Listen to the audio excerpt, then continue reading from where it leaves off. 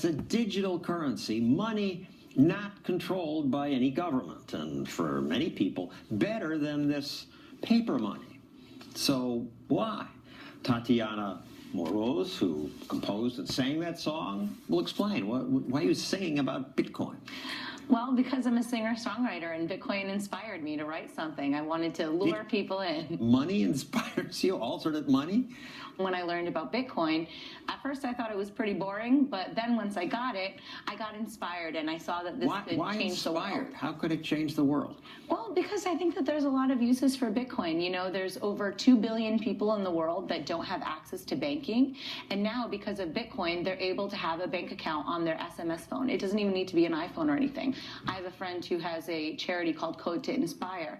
And what they did there was the girls, they teach them how to code and then they pay them with Bitcoin. How that's different from... These are girls in Afghanistan.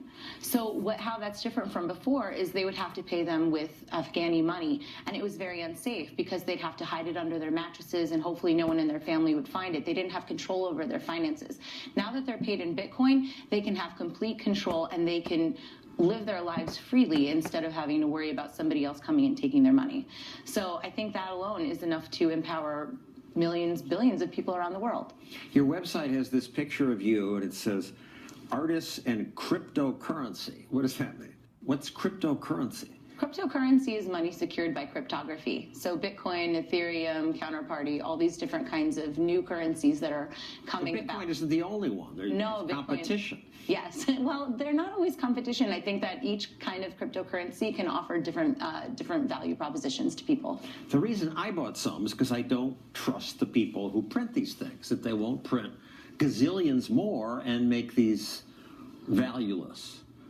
With Bitcoin, that can't happen. There's a limit to how many are out there. Exactly. It's cryptographically secure. And there's nobody that's in charge of it that could just go and print it whenever they'd like. And I must say, when I bought them for $112, people mocked me. But compared to these, it's gone up 4 times that. Absolutely. Well, it was the best performing currency of 2015 worldwide. And then from this date, 1 year ago, it's gone up by 87%. Because the Fed makes these out of thin air. Yes, they do. Now, there's criticism. Bitcoin enables crime, terrorism. There was this website, Silk Road, that got shut down.